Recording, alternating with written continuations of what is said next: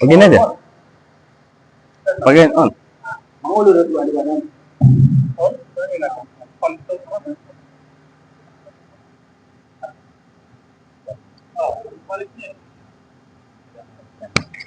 Aduh, on.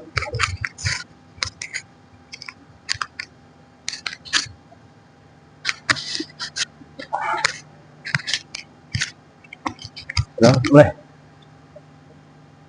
Mulai, Prof.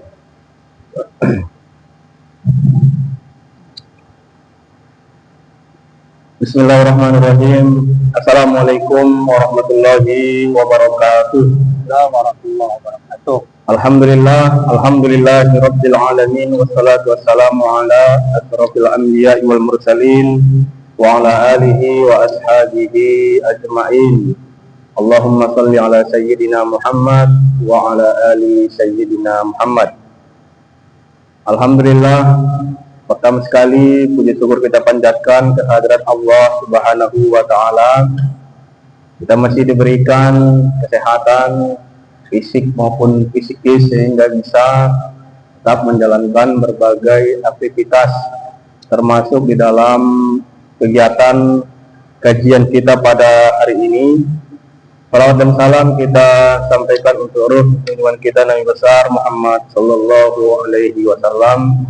Allahumma sholli ala sayyidina Muhammad wa ala ali sayyidina Muhammad.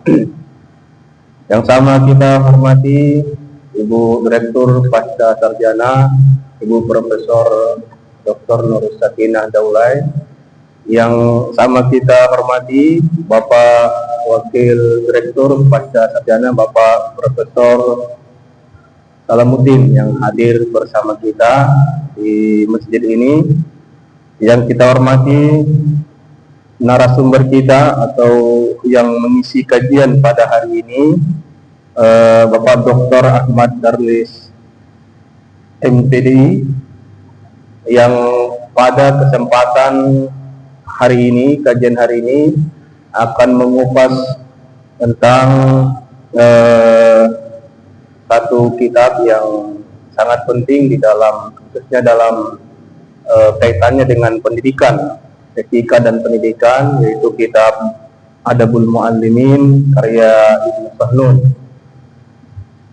Dan tentu yang kami hormati dan muliakan seluruh sivitas akademika UIN Sumatera Utara, baik yang hadir di masjid ini maupun yang mungkin mengikuti secara daring ya, online, dan seluruh kita yang hadir di masjid ini yang tidak bisa kami sebutkan satu persatu. Sebagaimana bahwa setiap hari Jumat ada kajian rutin di Masjid Ulul Albab yang dilaksanakan oleh Ulul Albab Center, dan pada hari ini sebagaimana tadi sudah kami sampaikan, kita akan membedah kitab Adabul Muallimin karya Ibnu Sahnun, dan sudah hadir bersama kita Bapak Dr. Ahmad Darlis. Mari sama-sama kita ikuti kajian ini, mudah-mudahan nanti akan memberi ataupun menambah wawasan kita, karena ini sangat penting untuk menjembatani tradisi intelektual klasik untuk bisa kita tafsirkan, terjemahkan di dalam menanggapi, menghadapi modernitas ya, khususnya kaitannya dengan pendidikan dan etika. Untuk itu mari kita sama-sama dengarkan dan kita berikan waktu. Setelah itu nanti setelah dipaparkan oleh Pak Dr. Ahmad Darlis, akan dilanjutkan dengan tanya jawab. Hadir Ustaz Dr. Imam Yajid, Ustaz Muhibur Sabri, Ustaz Zulfahmi. Sama-sama kita dengarkan. Itu kepada Ustaz Dr. Ahmad Darlis, waktu dan tempat kami silahkan dengan segala hormat. Baik, terima kasih Pak Dr.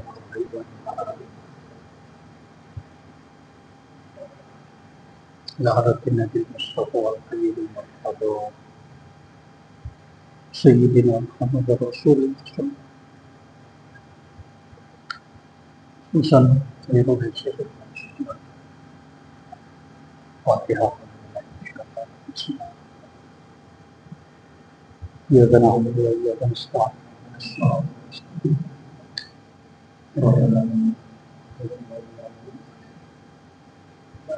والعصر إن الإنسان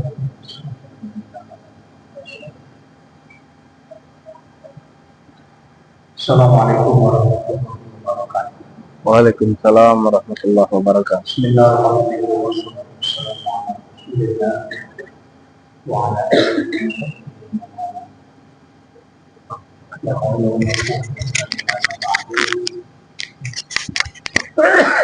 Bapak-bapak para dosen, bersama pasukan,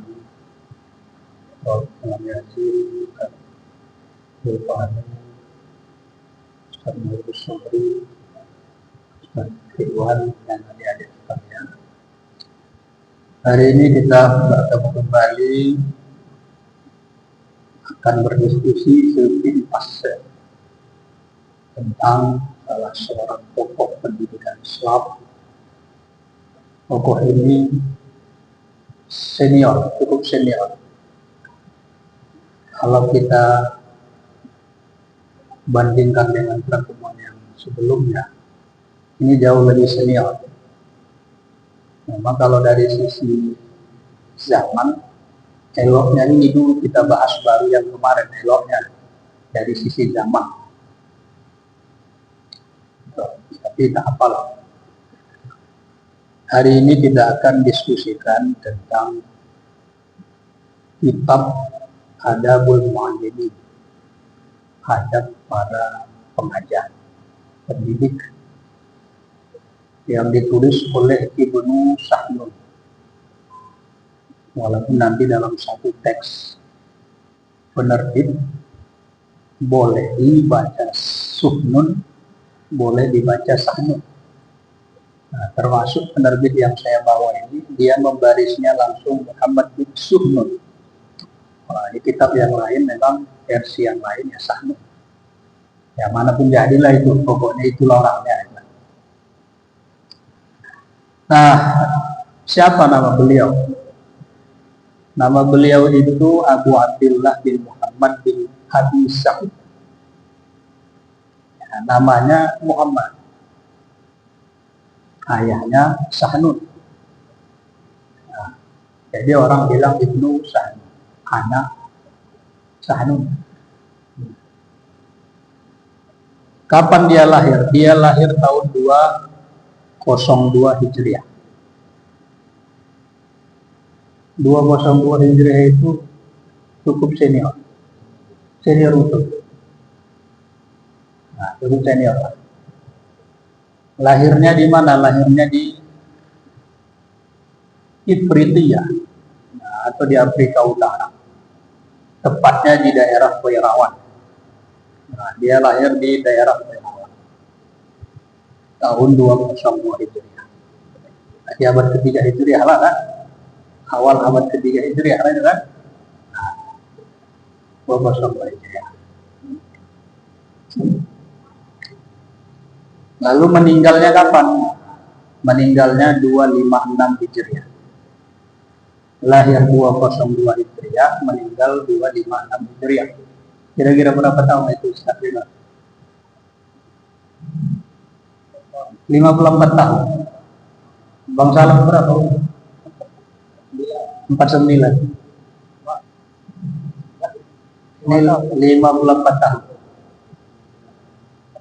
Pendek.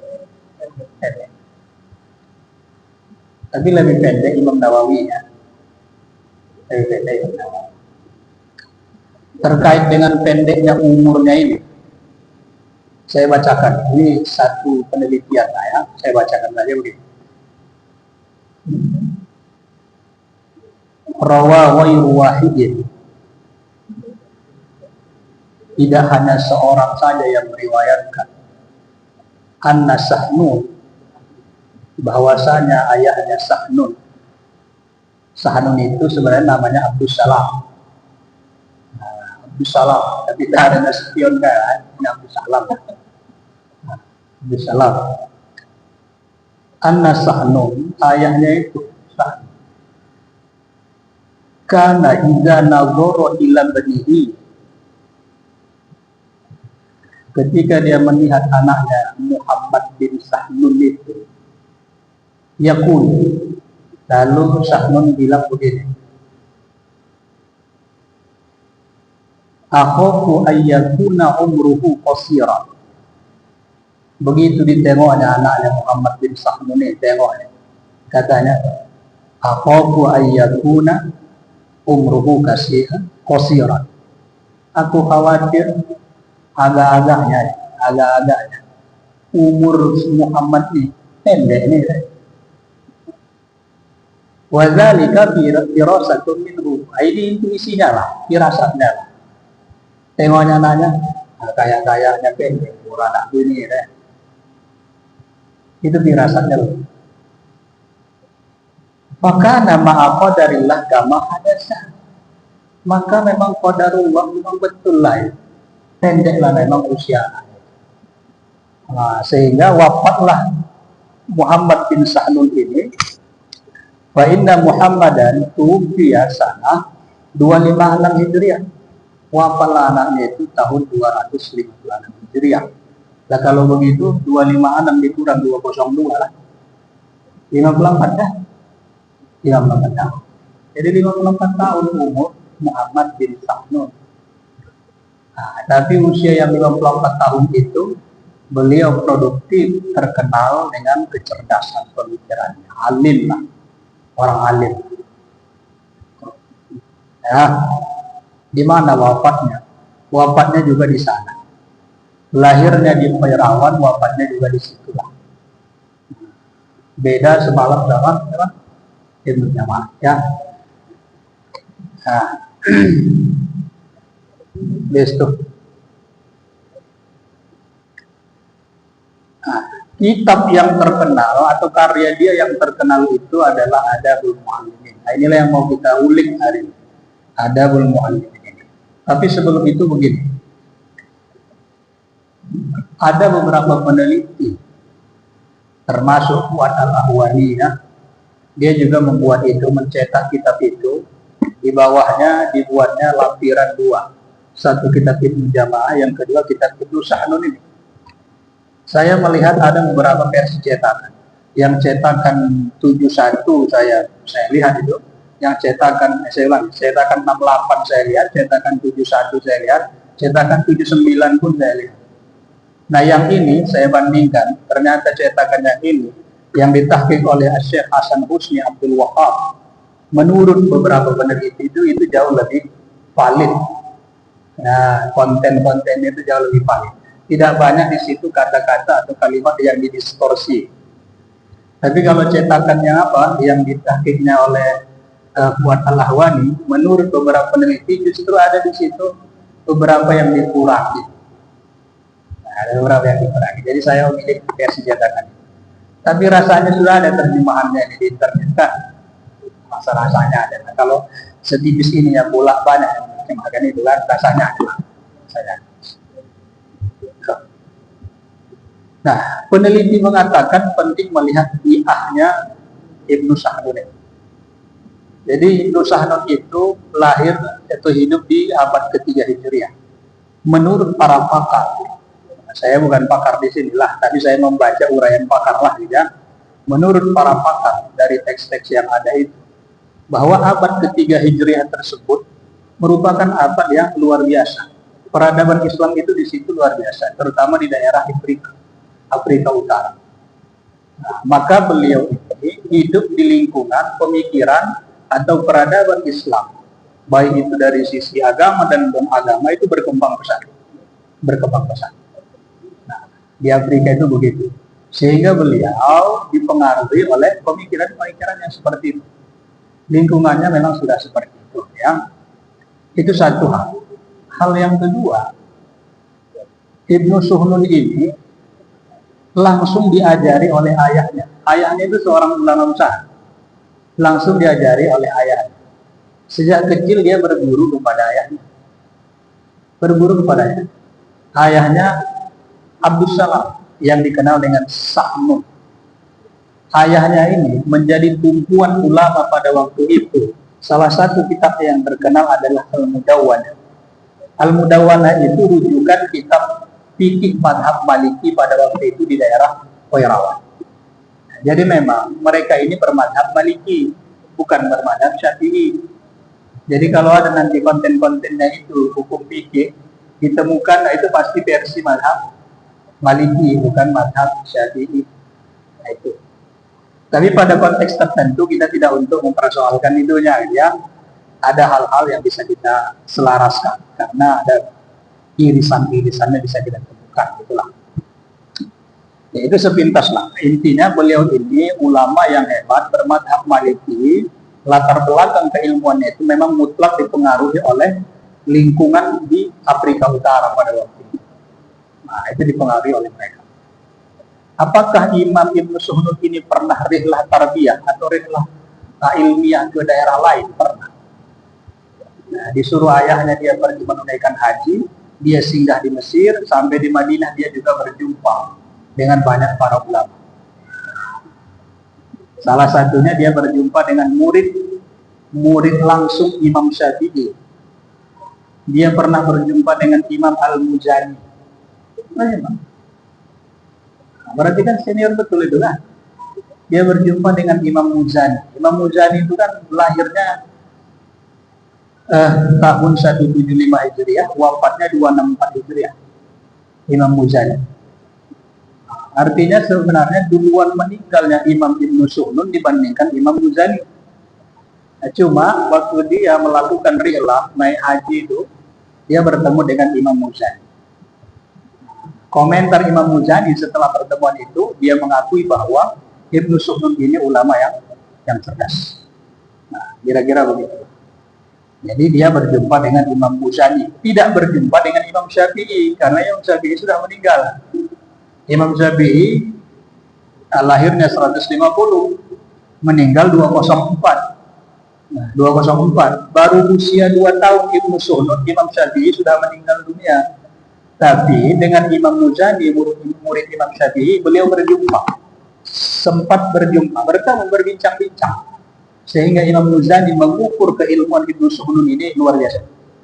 Nah, luar biasa beliau ini, kata Imam Muzani. Imam Muzani ya mazhab Syafi'i, Ibnu Suhnun mazhab Maliki. Tapi tidak ada perdebatan di situ.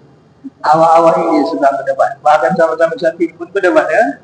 Apalagi lintas mazhab, internal mazhab saya pun berdebat kan. Dia tidak rihlah. Itu sepintas rihlah keilmuan oleh Muslim. Baik, kitabnya ini terdiri dari 10 bab.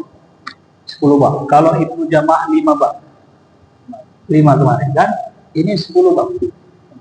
Berarti belum sampai 14 bab. Tidak sampai 14 pertemuan itu kalau di kelas gitu lah, kira-kira gitu kan. Tidak sampai 14 pertemuan. 10. Nah, kalau begitu 4 lagi dibuat mini riset lah gitu kan. Mini riset dibuat, disuruh mereka keluar. Outputnya jurnal gitu kan. Jurnal. Kalau ini tidak, 10 bab ini mutlak ya. Intinya dari 10 bab ini persoalannya persoalan etis lah. Sama lebih kurang dengan Ibnu Jamaah. Cuma ada nanti beberapa perspektif yang berbeda. Bab pertama beliau membahas tentang maja'a fi ta'limil Qur'anil Aziz. Beliau menguraikan di situ hadis-hadis tentang bagaimana mengajarkan Al-Qur'an. Nah, ada beberapa hadis di situ yang mulai dari keutamaan mengajarkan Al-Qur'an, belajar Al-Qur'an, dan seterusnya dan seterusnya. Dan ini sudah didapatkan Ustaz Muhibus Sobri, ya. Beliau hafizul Qur'an, ya. Muhibus Sobri itu hafizul. Luar biasa, aduh. Biasa. Itu bab pertama. Bab kedua, maja'a fil adli bainas sibyan. Riwayat-riwayat tentang bagaimana kita seorang pendidik ini mampu berlaku adil terhadap anak-anak. Di sini ada yang unik, Bapak Ibu sekalian. Ada yang unik. Uniknya di mana? Syekh kita ini menggunakan kata sibyan. Sibyan. Nah, itu bukan tanpa makna, ya. setiap kalimat yang diuraikan oleh penulis di dalam teks-teks tulisannya itu punya makna. Jadi beliau menggunakan kata sibyan. Sibyan di sini adalah jamak dari sobiyun. Sobiyun. Ya, memang ini dia memakai redaksi sibyan ini yang merupakan jamak dari sobiyun, yaitu muzakkar lah, itu kan, muzakkar. Nah, menjadi persoalan yang muncul, apakah kitabnya ini ditujukannya hanya khusus pendidikan anak laki-laki atau hiburan anak perempuan? Gitu. Ini satu hal, nanti akan terjawab. Hal yang kedua, mengapa dia menggunakan kata sibyan itu, sementara murodit-muroditnya itu untuk memaknakan anak itu tentu masih banyak. Ada tiflun lah, ada waladun lah, ada sobiyun lah, apalagi dan seterusnya lah, itu masih banyak lagi itu dengan berbagai macam derivasinya lah, itu kan. Tapi dia memilih kata sobiyun, sibyan ya. Ternyata itu terjawab karena memang kitab ini difokuskan, diorientasikan kepada anak-anak kecil. Jadi kitab ini tujuannya memang diarahkan kepada guru-guru yang mengajar anak kecil. Nah, jadi bukan mengajar S1, kan? Jadi ini tidak cerita S1 nih, tidak cerita S1, tidak cerita anak SMA, tidak cerita anak SMP. Nah, kalaupun SMP nanti agak-agak masuk, bisa juga lah gitu kan. Tapi ini ceritanya anak kecil. Jadi orientasinya anak kecil nih. Maka dia menggunakan kata sibyan itu. Anak kecil. Oke. Dan ternyata para peneliti memang mengatakan begitu. Peneliti mengatakan begitu. Saya bacakan sih. Katanya begini, Pak. Ini ungkapan dari Dr. Mahmud Abdul Maula ketika beliau mentahqiq kitab ini. Katanya begini. Yahtassu kitabu Muhammad ibn Sahnuna bil bahthi fi syu'unit ta'limil muta'alliqati bis-sibyani faqat. Dia bilang kitabnya Muhammad ibn Sahnun ini memang difokuskan kepada anak-anak saja. Difokuskan kepada anak-anak saja, dan itu seputar taklim saja. Jadi fokus kepada anak-anak saja. Tidak termasuk di situ orang dewasa. Jadi bukan pendidikan orang dewasa, tapi ini pendidikan anak-anak. Sayangnya, gitu kan, pendidikan lembaga pendidikan anak kita hari ini, tak ada menyimpan kitab Ibnu Sahnun ini, gitu. Tak ada menyimpan, gitu kan. Diri maksudnya lah sama mereka itu kan, tanpa melihat kitab-kitab yang begini. Wa yadhkuru al-makana alladhi yatalaqqawna fihi al-ilma wa huwa al-kuttab. Memang dulu pada abad ketiga Hijriah itu memang kutab itu berkembang pada masa itu di Koirawan, di Amerika Utara itu berkembang kutab. Konon dalam catatan sejarah itu ya ratusan lah kutab itu yang ada hanya khusus di daerah Koirawan itu. Nah, kutab itu lembaga pendidikan dasar ya untuk anak-anak. Belajar apa? Belajar Al-Quran dan juga agama-agama dasar. Makanya ini diorientasikannya untuk itu. Nah, makanya dia menggunakan kata sibyan. Itu yang kedua. Yang ketiga, babu ma yukrahu mahmuhu min dzikrillah. Nah, ini persoalan. Nanti saya baca Bang, kalau ada sempat kita baca secara random saya. Ini di bab ini dia membahas bagaimana sebenarnya asma-asma Allah atau Al-Quran, kata-kata Al-Quran, kalimat-kalimat, ayat-ayat Al-Quran yang sudah ditulis. Nah, yang sudah ditulis di papan tulis kah atau di tulisan sendiri kah itu? Bagaimana kita? Adakah etika menghapusnya? Ketika kita mau menghapusnya, di sini diuraikannya begitu. Nah, itu persoalan ketiga. 1, 2, 3. Yang keempat, majah fil adab wa ma yajuzu min zalika wa ma la yajuzu. Nah, ini persoalan etika. Apa yang boleh dilakukan oleh guru dan peserta didiknya, apa yang tak boleh dilakukan. Bab berikutnya, majah fil hukmi wa ma yajibu fi zalika lil muallim. Persoalan yang sudah khatam Al-Quran. Nanti kita baca itu, kayaknya kita mengamalkan ini dari dulu. Kalau di kampung-kampung, jangankan khatam Quran. Mau naik Quran saja pun ada acara-acaranya. Apalagi khatam Quran. Nah, di kampung-kampung ya, paling tidak sekurang-kurangnya pulut kuning sama telur lah, atau pulut inti lah, itu kan. Ini pun ada dibahas. Agak-agaknya berarti kita ngikut-ngikut ini lah itu kalau di kampung. Yang berikutnya, maja'a fil qada'i bi'atiyatil 'aid. Ini persoalannya relevannya betul-betul sangat relevan. Relevansinya betul-betul hari ini. Persoalan THR bagi guru. Saya bilang THR lah ya.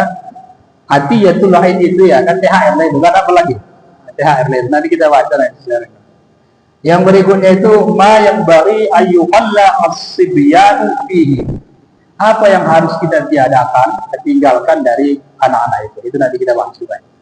Yang berikutnya ma yajibu 'alal muallim min luzubis sibyan. Bagaimana seorang guru itu berinteraksi, keharusan-keharusan apa yang mesti ada pada guru ketika berinteraksi dengan muridnya. Bab 9 maja'a fi ijaratil muallim wa matatazim. Ini persoalan upah. Upah guru itu dibahas secara tuntas di sini. Upah. Jadi kita pun guru-guru ini, dosen-dosen ini diupah, digaji lah, iyalah, digaji. Nanti ada perkembangan lagi. Yang terakhir bab yang ke-10, bab 10, maja'a fi ijaratil mushabi wa kutubil fiqh wa masyabaha. Persoalan menyewa mushaf Al-Qur'an, kitab-kitab fikih dan yang lain-lainnya. Begini Bapak Ibu sekalian. Jadi kitab ini hanya terdiri dari 10 bab. 10 bab. Semua itu mengandung nilai-nilai etis bagi pendidik dan peserta didik. Tapi ini diorientasikan kepada peserta didik anak kecil, bukan untuk orang dewasa. Cuman kalau menurut saya tidak ada salahnya uraian yang ada dalam kitab ini kita tarik kepada pendidikan orang dewasa. Hari ini kira-kira Ustaz Ridwan, rumah tahfiz yang ada itu atau LPTQ ya, itu kira-kira peserta didik di dalamnya anak kecil atau udah besar? Besar kan? Banyak besar. Jadi kalau begitu tidak semata-mata kepada anak-anak, kita tarik aja nanti ke situ. Bagaimana sebenarnya nilai etis yang harus diterapkan di dalam proses mengajarkan Al-Quran. Kalau menurut data Kemenak, ini kalau Ustaz Ibu Sobri mungkin lebih paham itu, berapa sekarang lembaga tahfiz di Indonesia? Rumah tahfiz lah, lembaga formal lain lagi lah, rumah tahfiz. Kalau saya tidak salah, kalau tak salah berarti betul itu. Tidak salah, saya baca tadi baru saya baca di datanya 190.000, betul lah kira-kira itu. Itu termasuk rumah tahfiz lah. Di Medan saja sudah macam jamur yang tumbuh di musim hujan kan itu. Rumah tahfiz kalau Ustaz Muhib ada rumah tahfiz. Ada rumah tahfiz? Enggak ada. Gedung tahfiz saya mungkin rumah tahfiz ya. Tahfiz ada. Ini banyak itu. Dan umumnya itu memang ya, usia SD ya, ada yang di atas lah, pokoknya banyak lah itu. Perlu juga nanti kita lihat uraian dia tentang hal ini. Saya sudah tandai beberapa hal yang harus kita baca.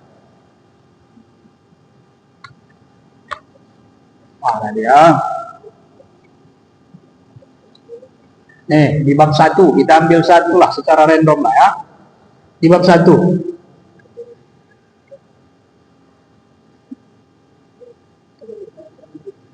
Katanya begini. La budda linnasi min amirin yahkumu bainahum walau la zalika la akala ba'duhum ba'dan. Itu satu.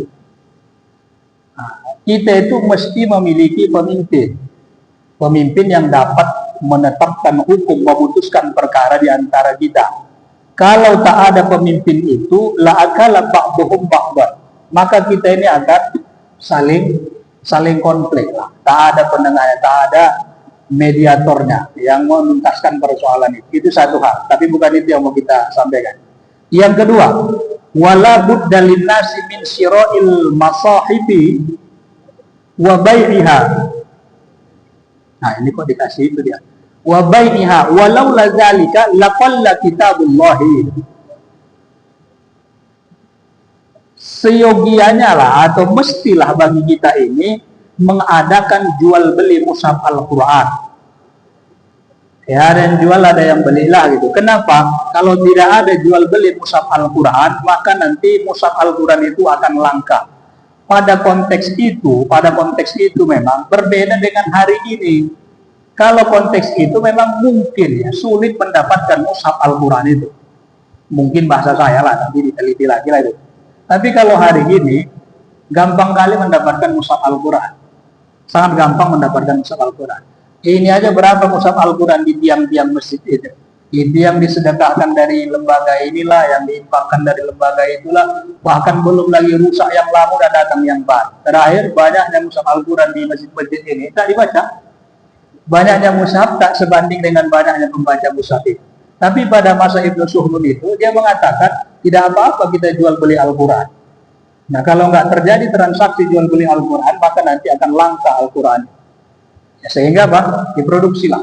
Nah, jadi jual beli. Intinya jual beli Al-Quran menurut Imam Ibnu Suhnun itu boleh saja. Boleh saja. Dan itu sudah kita lakukan. Ya, jual belilah. Nggak apa-apa. Yang ketiga ini yang sangat relevan. La budda wa la budda linnasi min muallimin yu'allimu auladahu wa ya'khudhu ala zalika ajran walaula zalika lakana an-nasu ummiyin. Nah, kita pun masyarakat Islam ini secara khusus mesti ada orang yang mendidik generasi ini, Pak. Jangan dibiarkan generasi ini terbengkalai begitu saja, urus diri masing-masing, tidak. Beliau yang hidup di zaman itu, yang sudah sangat jauh dari zaman kita, dia punya pemikiran yang visioner. Dia memandang generasi jangan dibiarkan begitu saja tanpa mengenal Al-Quran. Nah, supaya apa? Supaya jangan terjadi ada orang Islam tak pandai baca Quran. Macam hasil penelitian yang kemarin pula kan. Jangankan murid PAI-nya, guru PAI-nya pun tak bisa baca Quran. Itu kan persoalan. Jadi ini jauh-jauh hari kan sudah diwanti-wanti, di-warning sama Ibnu Suhnun itu. Mesti ada yang peduli dengan itu, walau dengan upah. Wa ya'khudhu 'ala dzalika ajran. Dan dia berhak mengambil upah itu. Jadi kalau mengajarkan Quran boleh diupah, boleh kali pun. Cuma persoalannya yang kita rasakan mantan penjaga masjid lah macam saya ini gitu kan. Dulu ketika ngajar Quran ya dengan gaji sebegitulah. Dikasih datang awal habis maghrib pulang jam 9 setengah 10 malam. Berapa gajinya? Tahun 2000 berapa ya saya bilang lah 2012 lah, sedang S2 lah, S2. Nah, kebutuhan S2 juga lah gitu kan. Satu rumah pulang dikasih 1 bulan 1,5, 200. Itu upahnya itu. Upah. Boleh itu boleh. Cuma persoalannya mengapa ketika mengajari anaknya Al-Quran dari A sampai Ya itu, dari tak pandai dia mana huruf, mana yang apa segala macam, tapi bayarannya upahnya cenderung sedikit. Kalau dibandingkan dipanggilnya guru membaca atau les bahasa yang lain yang diperlukan untuk kemajuan dunianya. Tapi begitu dipanggilnya untuk ngaji Quran itu gajinya segitulah, gitu kan? Nah, kenapa dibolehkan kita ini mengambil upah? Kenapa mesti ada guru dan dibolehkan mengambil upah? Walau la dzalika lakana nasu ummiyin. Kalau tak ada yang peduli terhadap pendidikan generasi itu, maka bodoh semua generasi kita itu. Bodoh lah. Baca Quran. Macam kaji kita semalam lah, ibu jamaah gitu. Jangankan mau pandai baca kitab kuning, baca Quran pun tak pandai. Macam mana kitab kuning gitu? Kitab sucinya pun tak pandai bisa baca, tak pandai dia baca. Sama kitab-kitab yang lain gitu. Nah, itu bab pertama lah yang saya random di situ lah. Nah, kita masuk bab kedua. Kalau udah lama kali potong saja, start. Bilang aja udah selesai gitu aja. Bab kedua, maja fil adl baina sibyan. Ini persoalan adil dalam mendidik anak-anak. Nah, ini walaupun teks tadi di kutab ya, kita tarik aja ke lembaga yang lain. Kita pun kadang-kadang dosen, kadang-kadang, tapi oknum tertentu lah. Kadang-kadang membuat rasa adil itu atau melakukan adil kepada mahasiswa itu kadang-kadang kurang. Nah, kadang-kadang gitu. Padahal di sini beliau menegaskan itu apa? Ayyuma mu'addibin waliya salasata sibyatan min hadil ummah falam yu'allimhum bisawiyati faqiruhum ma'a ghaniyihim wa ghaniyahum ma'a faqirihim husyira yaumal qiyamati ma'al qaimin. Nah itu luar biasa itu. Siapa saja pun guru, pendidik, dosen, kalau dia misalnya minimal mendidik 3 peserta didik saja, lalu dia tidak mengajari 3 peserta didik itu dengan setara, yang kaya dengan yang miskin dibedakannya sikapnya, yang miskin dan kaya dibedakannya sikapnya, kalau kaya agak-agak dibaikinya, Kalau yang miskin agak-agak tak dipedulikannya, maka apa itu? Husyira yaumal qiyamati ma'al qaimin. Oh, nah, luar biasa itu. Nanti kita digiring pada hari kiamat itu beserta orang-orang yang pengkhianat gitu. Jadi mulia itu profesi guru mulia, tapi ketika keadilan tidak ada pada seorang guru itu bukan malah jadi mulia ya, malah dikumpulkan beserta orang-orang qaid. Gitu. Tuh masalah adil, intinya panjang di sini ya, adil itulah setara. Dulu saya teringat di pesantren, teringat, dan mungkin tidak saya saja lah, mungkin adalah yang lain begitu juga. Pesantren kita itu di daerah pinggiran sungai. Pekerjaan orang tua itu umumnya mencari ikan. Di sana dulu kebesarannya ikan terubuk sama udang galah. Ikan terubuk sama udang galah. Nah, anaknya tuh di sekolah di pesantren tuh. Nah, begitu berkunjung bapaknya ke pesantren tuh menjumpai kiainya, menjumpai guru, dibawa ikan terubuk sama udang galah tuh. Karena mampu dia. Mampu dia. Rupanya berefek juga sama keadilan. Begitu dapat udang galah sama ikan terubuk tuh, beda sikap guru itu sama anak yang membawa itu gitu. Bagi yang tak membawa ikan terubuk sama udang galah biasa aja. Nah, inilah jadi persoalan itu. Jadi guru manapun, pendidik manapun, kalau itu sudah ada boleh begitu. Nggak boleh begitu. Yang kaya tak bolehnya udang galah. Waktu itu 60.000 sekilo. Nah, 60.000. Terubuk itu mahal juga. Yang miskin tak ada ke bawahnya. Nah, itu jadi persoalan lah ya. Yang berikutnya satu nanti baru kita tutup. Kemudian apa adab yang harus dilakukan dan apa yang tidak harus dilakukan. Begini saya membacakan satu riwayat. Suatu ketika dikatakan ada seorang ulama duduk kuntu jalisan inda Sa'ad al-Khaffaf ya. Aku duduk di samping Sa'ad al-Khaffaf. Faja'ahu, maka datang ibnuhu anaknya. Ya beki sambil menangis anaknya itu, anak Sa'ad al-Khaffaf itu. Sambil menangis. Maka faqala, ayahnya mengatakan, ya bunayya, oh anakku, ma yubkika, kenapa kau menangis? Qala darabani al-muallimu, guruku mukul aku ya. Guruku mukul aku. Oh, nangis dia. Lalu apa kata ayahnya? Ayahnya komennya bukan komen kepada si guru itu secara personal. Ayahnya bilang begini. Qala amma wallahi. Kira-kira demi Allah. La uhadditsannakum al-yawma. Aku akan kasih tahu kamu hari ini. Tentang apa? Tentang begini. Hadis riwayat katanya. Haddatsani Ikrimah dan seterusnya itu. Sampai pada matanya. Syiraru ummati muallimu sibyanihim aqalluhum rahmatan lil yatimi wa aghlawuhum 'alal miskini. Itu disampaikan. Katanya apa? Umatku yang paling buruk itu, umatku yang paling buruk atau kejahatan umatku yang paling tak elok itu apa ya? Umatku yang paling buruk lah gitu ya.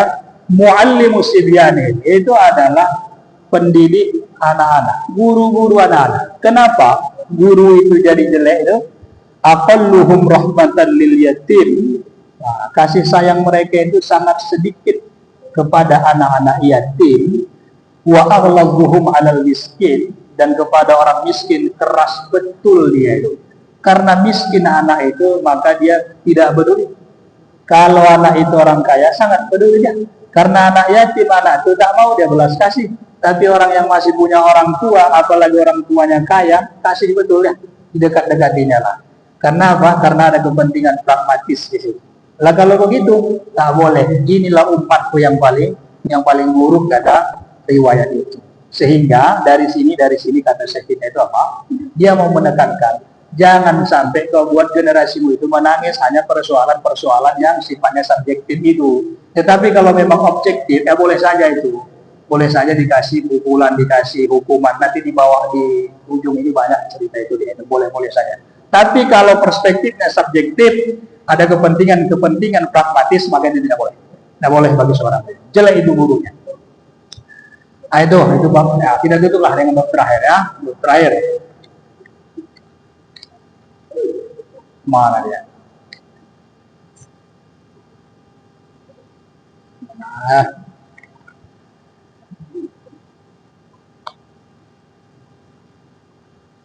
ini.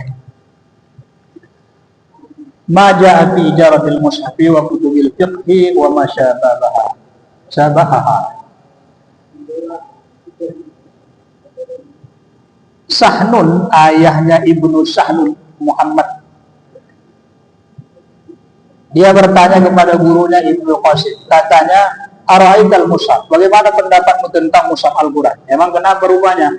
Ayasihu ayyustajara liyuqra'a fihi, apakah boleh mushaf itu disewa untuk dibaca? Jadi tak ada pula duit belinya, atau saya ulangi, tak ada Al-Qurannya, tak ada orang yang ngasih, tak ada duit yang belinya, terakhir bisa hanya nyewa saja. Bolehkah mushaf Al-Quran itu disewa? Maka apa jawabnya? Faqala la ba'sa bihi, tidak apa-apa. Persoalan menyewa mushaf itu boleh saja. Jadi kalau kita tak punya Quran, dalam konteks ini anak-anak itu tak punya Quran, dia boleh menyewa mushaf Al-Quran untuk dibaca. Kenapa boleh tuh?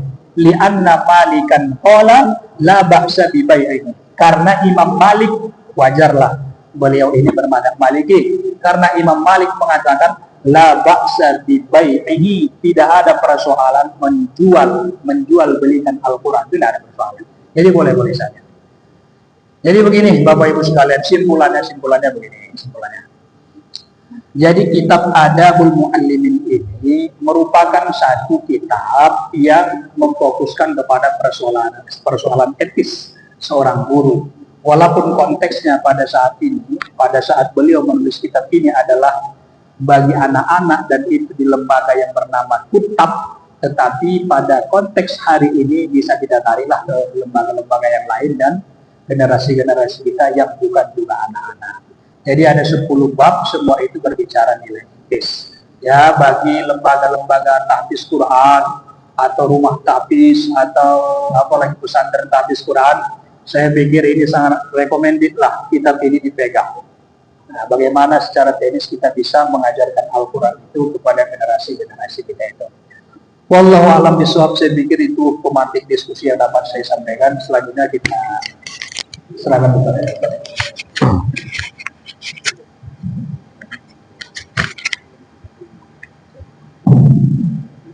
Baik, terima kasih ucapkan kepada Ustaz Dr. Darlis yang telah memaparkan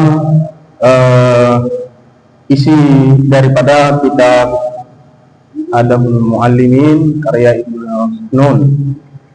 Dan sebagaimana tadi sudah disampaikan, kita akan melakukan sesi dialog tanya jawab, diskusi. Banyak tadi yang sudah disampaikan tentang 10 pasal ya dari kitab Adabul Muallimin, yang tentu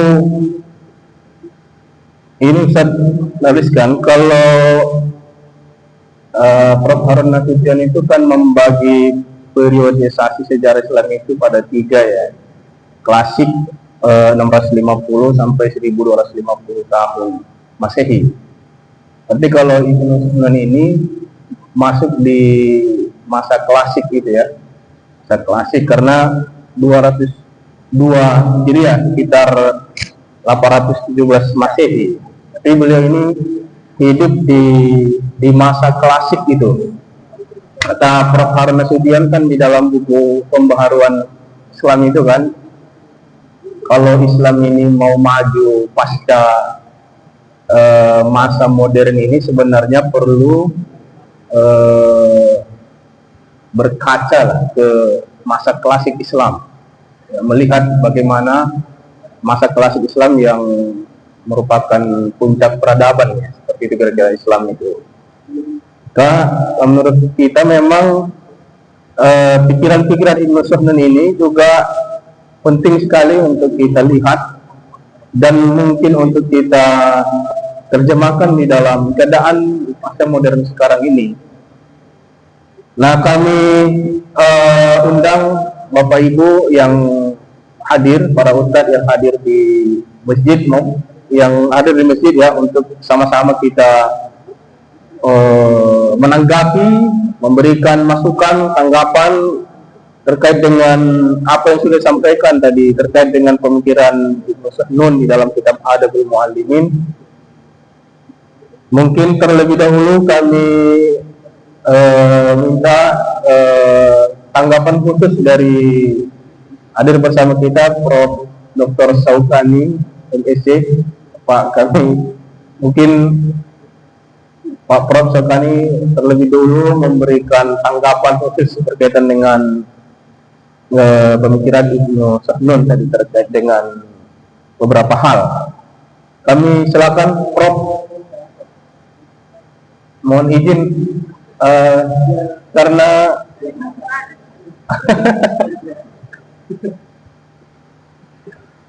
ini agak apa ini? Nih Prof, izin. Tanya boleh kan? Iya, silakan Prof.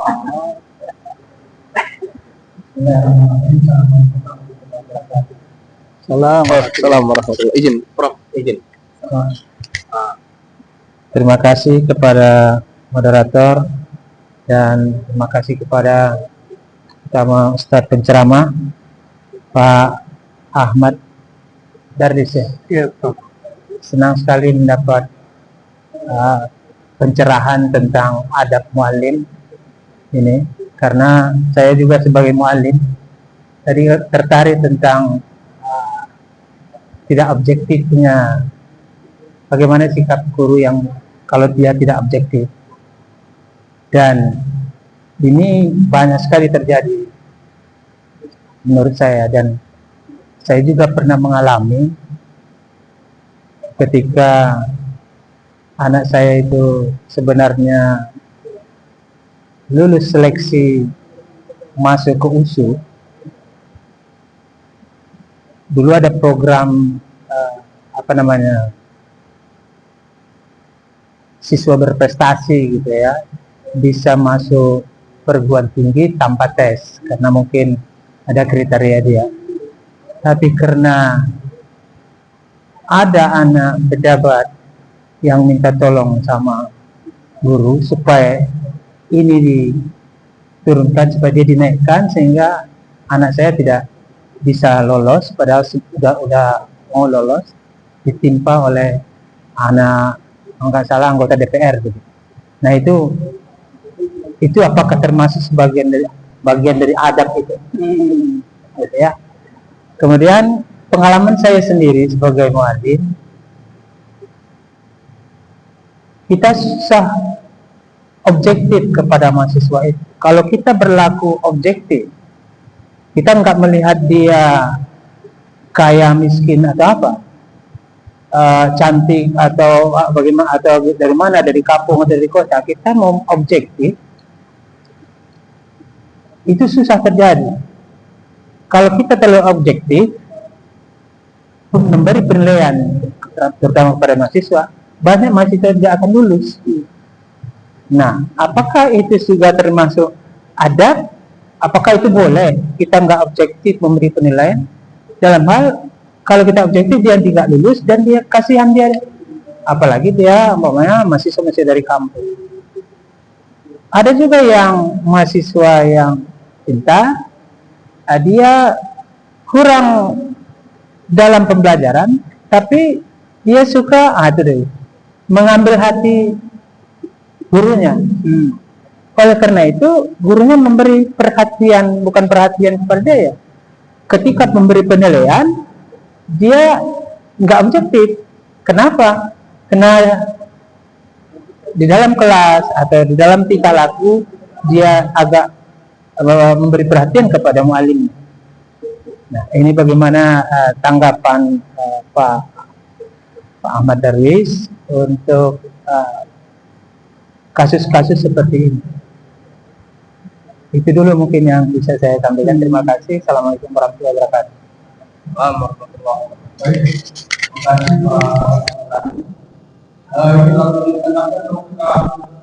Yang lainnya masyarakat. Ini ada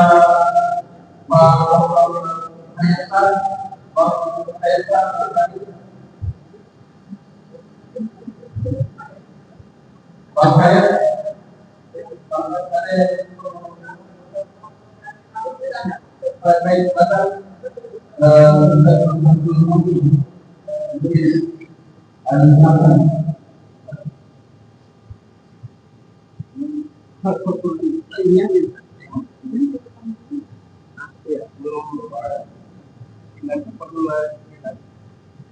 penambahan.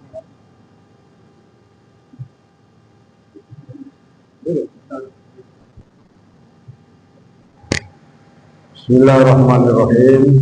Mau bertanya ini Ustaz. Di dalam kitab Ta'limul Muta'allim yang ditulis oleh Bang Jarmuddin itu kan ada resep-resep menuntut ilmu atau kiat-kiat. Di situ juga ditegaskan mengenai resep untuk menguatkan hafalan dan ingatan. Jadi yang mau ditanya kira-kira menurut Imam Ibnu Sa'mun ini ada nggak dalam kitab ini mengenai hal tersebut, yaitu bagaimana untuk menguatkan hafalan ingatan, kiat-kiat belajar.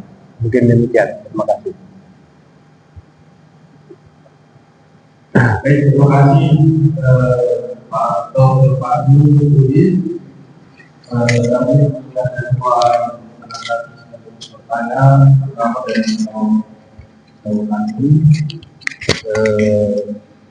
mungkin tadi ya, ini berkaitan dengan beberapa hal, ada tiga paling tidak, diantaranya adalah misalnya anak yang mau masuk di perguruan tinggi tertentu gagal masuk karena ditimpa oleh anak pejabat, saya kira begitu ya. Ini kaitannya dengan adab. Bagaimana tadi kita membahas tentang adab berkaitan dengan pendidikan. Yang kedua, objektivitas dosen di dalam mengajar. Kadang agak rumit, agak susah untuk menjadi objektif. Kalau objektif tidak memandang latar belakang tertentu harusnya. Tapi bagaimana kita mensinkronkan itu dikaitkan dengan pemikiran Ibnu Sa'mun tadi yang sudah kita bahas. Kemudian dari Dr. Zulfahmi dihubungkan dengan kitab Ta'limul Muta'allim. Di situ ada resep-resep ataupun kiat-kiat bagaimana untuk belajar yang sukses, berhasil. Bagaimana dengan kitab Adabul Mu'allimin ini? Apakah juga ada misalnya trik-trik untuk belajar yang sukses, yang berhasil, terutama di dalam menguatkan hafalan, dalam penguatan hafalan. Itu tanggapan dan pertanyaan Pak Dokter. Kami silakan untuk memberi tanggapan kembali. Disilakan. Baik, Ustaz. Syukur. Terima kasih kepada Prof. Syaukani, luar biasa.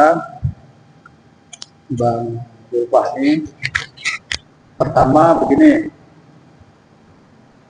kasus yang disampaikan Prof, walaupun beda kasus ya, tapi substansinya sama dengan apa yang diuraikan oleh Ibnu Sa'mun dalam kitabnya.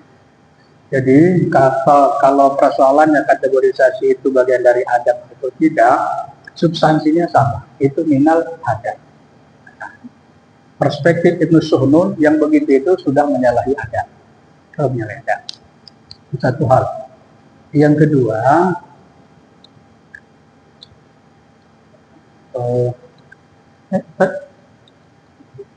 Objektivitas dosen. ya, begini, di sini memang ada Ibnu Sa'mun mengisyaratkan soal evaluasi, tapi tidak secara langsung beliau menyampaikan evaluasi. Evaluasi, karena ini konteks belajar Al-Quran. Ada bagian yang dia sampaikan begini, andai orang tua yang mengantarkan anaknya belajar kepada guru Qurannya, lalu anak itu diuji sama orang tuanya, bacaan Al-Qurannya tidak baik, maka si orang tua itu berhak protes kepada pendidiknya. Kalau memang ini mutlak karena kekeliruan si pendidiknya, bahkan Ibnu Sa'mun mengatakan pendidiknya itu boleh diberi sanksi.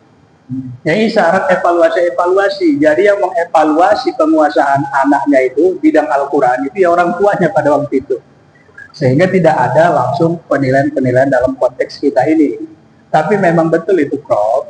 Andai kita objektif melihat apa hasil dari 5 indikator atau 5 kategori yang biasa kita lakukan itu, rasanya memang umumnya nilai C kan gitu, atau mungkin ada bahkan di D lah gitu kan. Sehingga kita tidak rela melihat itu. Allah, ini udahlah dikasih aja, dinaikkan sajalah. Kalau C jelek kali, kalau D mengulang minimal B lah gitu kan. Nah, itu kan berarti sudah tidak objektif. Ya betul. Kalau cerita objektif memang kalau di sini uraiannya seperti carilah ya, finishnya begitu. Kalau ada tujuan-tujuan pragmatis maka itu sama sekali tidak boleh. Sama sekali tidak boleh kalau ada tujuan-tujuan pragmatis. Tapi kalau konteks yang kita buat itu, saya pikir tidak ada tujuan pragmatis itu. Karena kasihan saja, entah orang tuanya nelayan yang pulang di kampung, awak buat nilai D, sementara orang tuanya pingin anak coba wisuda, cemana itu kan begitunya pertimbangan kita biasanya kan. Tapi kalau memang sudah jumpa yang agak bandal-bandal kali itu, lo tak itu bukan nilai D kan begitu kita. Kalau memang betul bandal kali, cuma 1-2 yang begitu, yang selebihnya angkatlah itu. Begitulah Allah. Dari Bang Julfahmi, begini Bang, saya memang membaca juga itu. Kalau kitab Ta'limul Muta'allim, memang di situ ada kiat-kiat bagaimana menguatkan hafalan, bagaimana hafalan itu bisa tidak lengket, juga ada di situ. Artinya apa faktor-faktor yang membuat hafalan itu tidak lengket. Salah satu yang masih saya ingat, tapi entah betul entah enggak ingatan saya ini, dan itu masih kita amalkan lah. Kalau keliru abang luruskan aja. Di antara kiat agar hafalan kita itu memang betul-betul bagus gitu kan, ketika mengambil kitab itu, termasuk mushaf Al-Quran lah, ambil kitab itu ya pakai doa, bukan sembarangan. Kalau nggak salah doanya itu ujungnya ada kulli harfin kutiba wa yuktabu abadal abidin wa dahrod dahirin. Kalau nggak salah di awalnya Bismillahilladzi la yadurru ma'asmihi syai'un fil ardi, seterusnya baru ada kulli harfin kutiba wa yuktabu abadal abidin wa dahrod dahirin. Maka santri beserta diri yang rutin mengamalkan itu, setiap ngambil kitab dibaca itu, balikkan lagi, nanti ngambil kitab baca lagi tuh, maka itu akan memudahkan hafalan, menguatkan hafalan. Itu salah satu trik dalam kitab Ta'limul Muta'allim. Di sini adakah itu? Memang di sini setelah kita baca sampai habis tidak ada yang mengisyaratkan ke situ. Cuma yang mirip-mirip begini dalam kitab ini. Persoalan timing kapan kita harus belajar. Di Ta'limul Muta'allim juga ditemukan itu. Di sini dia bilang, eloknya belajar yang betul-betul full itu secara ekstra itu Rabu sore atau hari Kamis. Istirahatnya hari Jumat. Nah, ini istirahat sebenarnya ini. Bagi penghafal Quran itu sebenarnya pada konteks ini gitu kan. Itulah yang mengisyaratkan ke situ. Kalau ditanya mengapa mesti hari Rabu, mengapa mesti Kamis sore, istirahat itu hari Jumat, nah diurailah di sini. Karena memang saya searching pun belum ada syarahan dari kitab Ibnu Suhnun ini. Saya pengen tahu ada nggak syarahan mengapa hari Rabu, mengapa hari Kamis gitu. Tapi kalau Ta'limul Muta'allim saya sudah menjumpai syarahnya itu ditulis oleh Syekh Ismail. Saya sudah punya. Ayo Pak. Nah itu kaitannya secara filosofis soal hari-hari itu memang begitu. Syarahan Syekh Muhammad Ismail terhadap Ta'limul Muta'allim ada. Di situ juga kalau nggak salah Rabu, Bang ya. Rabu ini pun Rabu, Kamis, Jumat istirahat. Tidak apa-apa istirahat itu hari Jumat, kata beliau. Itulah isyarat-isyarat. Tapi secara khusus itu untuk penguatan hafalan belum saya temukan, Pak. Kalau nanti ada ditemukan lagi karena kekurangan bacaan saya di sini, bisa kita sharing itu. Wallahu a'lam. Baik, terima kasih Pak Dr. Dalis. Barangkali ada lagi yang lain, Pak Dr. Hayatsyah. Ini luar biasa nih, menarik kajian kita pada hari ini. Silakan Pak Dokter. Ini agak ini apa udang galah. mungkin tidak ada penambahan ya. Assalamualaikum warahmatullahi wabarakatuh.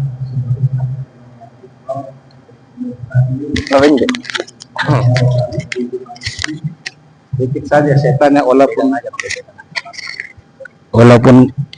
tes. Ini gitu Pak. Oh. YouTube-nya bermasuk video.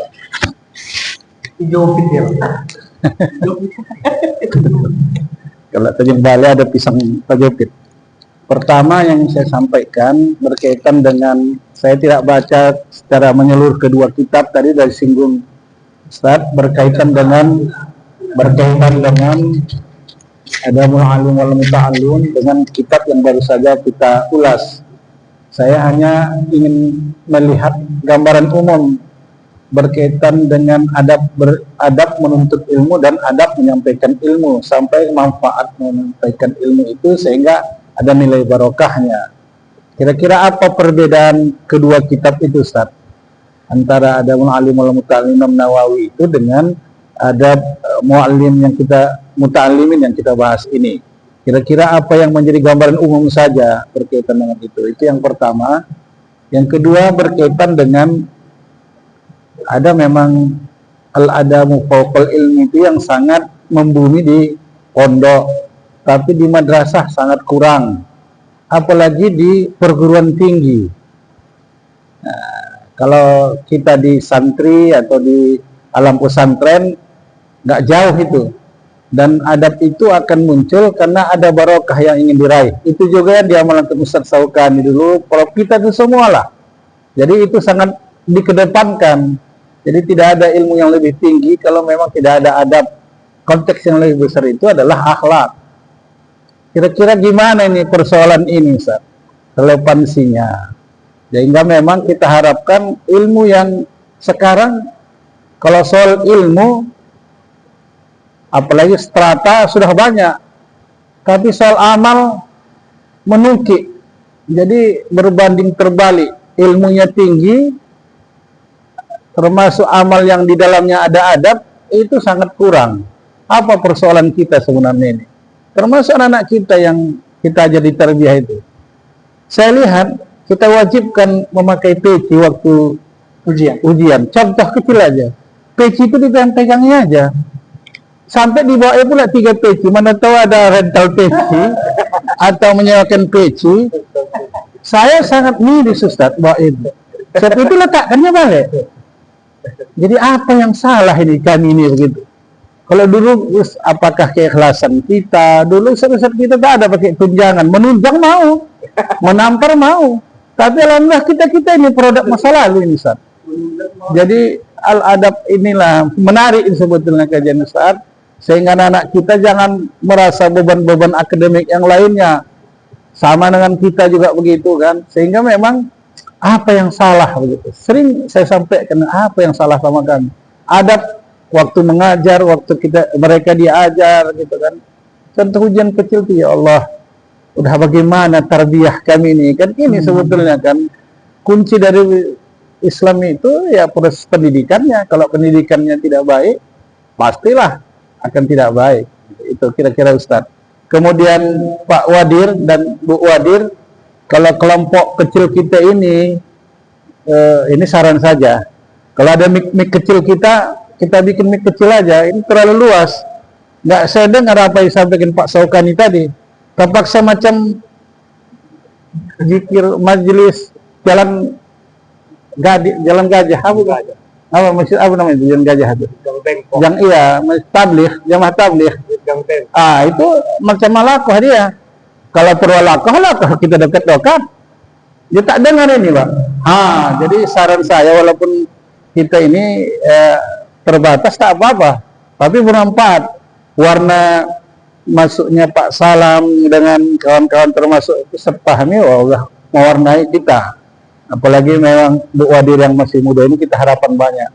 Kalaupun ada speaker kecil pun tak, asal kita dengar Pak Salam. Nah, ini sekarang saran saja ini kan. Kadang-kadang kami banyak kali saran, banyak kali kontribusi, tapi kadang-kadang pelaksanaan kami sedikit-sedikit. Tapi ini sekadar diskusi majelis yang sangat luar biasa ini. Wa'afuminkum nasunullahu fatun qarib wa wassalamu. Assalamualaikum warahmatullahi wabarakatuh. Mungkin apa ya? Kalau saja. Baik, terima kasih Pak. Saya bikin saya udah ngomong pula apa yang tidak ada. Bang, tak dengar ini. Tak dengar. Ya, mendengar. Iya, tak dengar, mendengar. Suara apa dia? Iya. Menggema. Iya, mengembang. Ya, karena terlalu luas kita kan. Baik, begini. Kalau ditanya apa perbedaannya, kalau secara rinci memang belum bisa kita urai secara detail. Tapi secara umum begini, Bang. Perlu kita pahami bahwa pendekatan atau corak Imam Ibnu Suhnun ini itu maslakal muhadditsin. Itu kata peneliti begitu. Sehingga uraiannya dalam kitab ini menguraikan sanad secara utuh. Makanya dari bab 1 sampai bab terakhir itu an, baru ada matanya. An, ada matanya. Karena memang begitu, pendekatannya itu berbeda. Mengapa? Ini dipengaruhi memang peradaban dan keagamaan yang ada pada masa itu. Memang di sana itu apa? Mahattu tullabi min sa'iri anha'il maghribi. Itu semua Qairawan itu merupakan pusat bagi seluruh pendidik dari seluruh penjuru Maghrib pada waktu itu. Jadi pusat pendidikannya di sana. Kenapa? Karena di sana kuat memegang Quran dan Sunnah itu, sehingga uraiannya pun sangatlah dipengaruhi dengan itu. Dinamika keilmuan pada waktu itu. Itu satu hal. Sedangkan di kitab Ta'limul Muta'allim tidak begitu. Tidak begitu. Nah, tidak ada seperti ini rincinya an. Bahkan peneliti yang lain pun, ini yang saya bilang tadi Bang Salam itu, Prof. Fuad Al-Ahwani, dia membuat satu uraian, lalu di bawahnya dia cantumkan, dia bilang itu mulhaqat, mulhaqat. Di bawah itu dua kitab, satu kitab Ibnu Jama'ah, yang kedua kitab Ibnu Suhnun. Di kitab Ibnu Suhnun itu banyak yang dikuranginya. Makanya saya tidak bawa cetakan itu, saya bawa cetakan yang ini. Kalau tahqiq itu banyak dikurangi. Kalau ini nggak kayak kurang. Justru menurut 3 peneliti yang saya baca, inilah cetakan yang paling valid itu yang ini. Yang cetakan yang ini yang ditahqiq oleh Hasan Husni Abdul Wahab. Hasan Husni Abdul Wahab ulama besar di Qairawan. Jadi kenapa ditahqiqnya secara valid? Karena dia berpikiran begini. Ulama-ulama yang berasal dari negeri kita ini harus kita angkat, follow up gitu. Nah, kira-kira begitulah. Tapi secara valid kata dia. Kalau kita Ta'limul Muta'allim tak begitu. Itu satu hal. Yang kedua, di sini babnya terbatas. Babnya terbatas, 10 saja. Kalau Ta'limul Muta'allim itu walau sikit-sikit isinya, tapi sudah ada sub-subnya banyak betul di sini. Walau sikit-sikit. Itu 2. Yang ketiga, di sini syair itu tidak ditemukan. Tapi kalau dalam Ta'limul Muta'allim itu diuraikan, dibumbui dengan syair-syair itu. Nah, ada nanti syair guru mengatakan gini, bla bla bla, itu ada. Kalau di sini tidak ditemukan itu. Yang berikutnya, yang seperti tanyakan Bang Jul paham itu, secara teknis kiat-kiat itu di sini tidak ditemukan, tapi di situ ditemukan. Banyak hal yang ditemukan di situ, di sini tidak ditemukan. Maka memang tidak bisa serta-merta kita mengambil pelajaran itu dari satu kitab. Tak bisa serta-merta begitu. Dibaca kitab yang senior, dibaca kitab turunannya agak senior, dibaca yang junior, begitulah.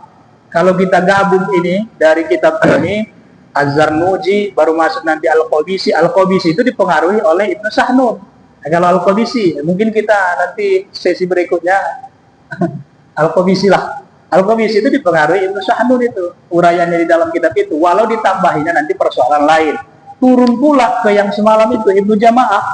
Turun ke Ibnu Jama'ah. Ibnu Jama'ah sudah banyak dipengaruhi. Terutama dipengaruhi oleh pemikiran pendidikannya Imam Al-Ghazali. Tapi ada keunikan Ibnu Jama'ah, yaitu bab terakhir itu. Bab terakhir itu versinya Imam Ibnu Jama'ah. Di sini tak ada. Ta'limul Muta'allim tak ada juga itu. Gitulah kira-kira gambaran umumnya saja, Bang. Kalau rincinya banyak hal yang bisa kita rinci itu. Itu satu hal, Bang. Ya. Yang kedua, masalah kegelisahan kita lah. Sama-sama gelisah lah kita. Betul, kita ini produk pukul-pukul. Kalau saya selalu bilang sama anak-anak mahasiswa itu, kami ini produk atau alumni pukul-pukul saja. Maksudnya gimana, Pak? Kami ini dulu diajar, dididik dengan pukul-pukul saja. Kalau sekarang kami mau pukul-pukul, kira-kira mau nggak, Glenn? Tidak apa kata gitu. Kita alumni pukul-pukul, ngaji pun ya. Sekurang-kurangnya sisir mama kita yang lengket di rambut itu, nempel lah di paha kita gitu kan. Penda malah membaca, kata, pak ke paha awak gitu kan.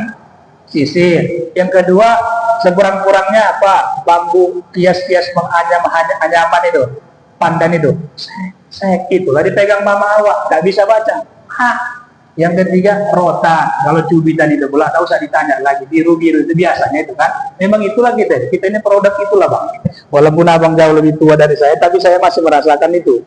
Nah, hari ini kita sudah tidak bermain begitu. Tidak bermain begitu lagi. Karena kalau bermain begitu, mainlah hamnya hum itu kan itu.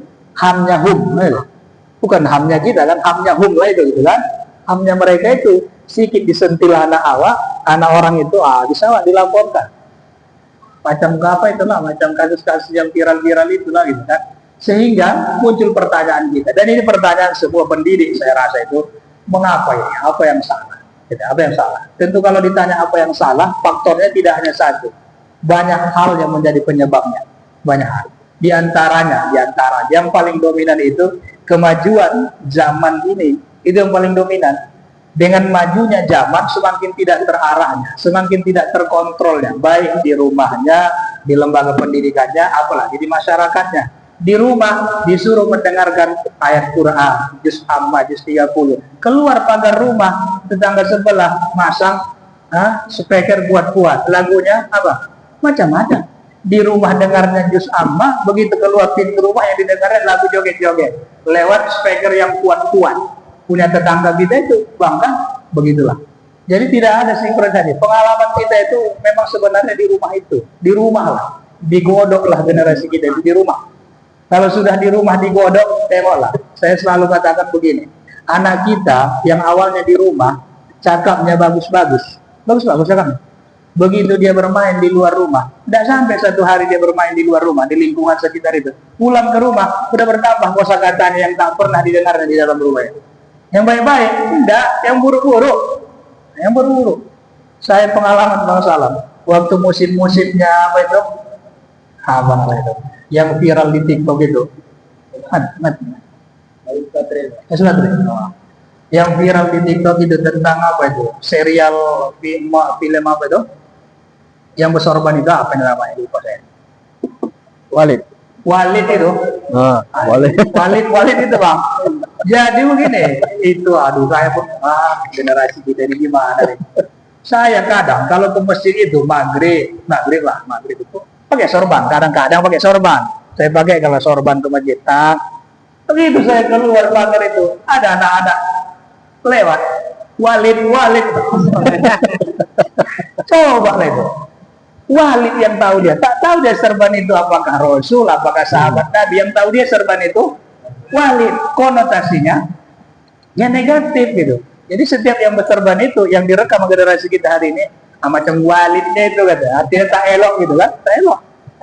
Tapi tak pula saya panggil dia, saya dengar gitu, yang pula saya pikir, itulah itu Bang. Memang kalau ditanya apa yang salah, tentu banyak faktor yang menyebabkan itu. Tapi yang paling dominan menurut saya faktor kemajuan ini. Di antara bentuk kemajuan itu ya ini tadi, aksesnya tidak terbatas, siapapun bisa mengaksesnya. Di rumah kita itu berbagai negara ada di dalamnya. Kita tinggal di kampung kolam, tapi di dalam rumah kita itu berbagai negara ada. Lewat apa? Lewat HP, lewat TV kan? Di kolamnya kita golek-golek, tapi yang ada di dalam rumah itu Amerika, Inggris, ini segala macam ada. Lewat apa? Lewat ini kemajuan zaman itu, kemajuan teknologi dan seterusnya. Jadi kalau begitu cocok juga yang bilang Nabi itu. Mulailah dari diri sendiri, mulai dari lingkungan terkecil. Ya kita sendiri dan anak-anak kita lah. Mudah-mudahan terkontrol. Karena kalau nggak begitu ya hancurlah generasi kita. Wallahualam begitulah Bang. Ini kegelisahan bersama lah ini. Bukan hanya kegelisahan pribadi. Itu aja lah. Saya pikir Ustaz ya. Baik, terima kasih Pak Dr. Darwis yang telah menjawab pertanyaan-pertanyaan dari semua kita. Alhamdulillah kita sangat senang bahwa minggu ke minggu kajian kita di Ulul Albab Center ini semakin berkembang dengan kehadiran Prof. Saukani. Terima kasih kemudian Pak Dr. Hayatsa, Dr. Dilfahmi. Terima kasih kami ucapkan kepada Dr. Ahmad Darwis, Ibu Direktur, Ibu Prof. Nur Sakinah, Pak Wadil, Pak Prof. Salamuddin, dan kita semua. Terima kasih kami ucapkan. Mudah-mudahan untuk minggu-minggu ke depan semakin berkembang bentuk kecintaan kita pada ilmu pengetahuan, paling tidak menafsir ulang warisan klasik untuk menjawab tantangan zaman modern dan ke depan. Barangkali demikian kita tutup kajian kita pada hari ini dengan baca lafaz hamdalah, alhamdulillahirabbil alamin. Kami mohonkan kepada Ustaz untuk membacakan memimpin doa. Setelah itu nanti kami harapkan Ibu Direktur berkenan untuk penyerahan sertifikat kepada narasumber, didampingi juga oleh mohon Profesor Kari dan kita semua. Kami mohon Ustaz untuk memimpin doa. Bang Zulfahmilah doa. Alhamdulillahirabbil alamin, assalatu wassalamu ala asyrafil anbiya'i wal mursalin wa ala alihi wa sahbihi ajma'in. Allahumma qul lana dhunubana wa liwalidayna warhamhum kama rabbayana shighara. Allahumma taqabbal ibadatana jami'an bi rahmatika ya arhamar rahimin. Rabbana la tuzigh qulubana ba'da idh hadaytana wa hab lana min ladunka rahmah innaka antal wahhab. Rabbana hab lana min azwajina wa dhurriyyatina qurrata a'yun waj'alna lil muttaqina imama. Rabbana zalamna anfusana wa illam taghfir lana wa tarhamna lanakunanna minal khasirin. Rabbana atina fid dunya hasanah wa fil akhirati hasanah wa qina adzabannar. Sallallahu ala sayyidina Muhammadin nabiyil ummi wa ala alihi wa sahbihi ajma'in.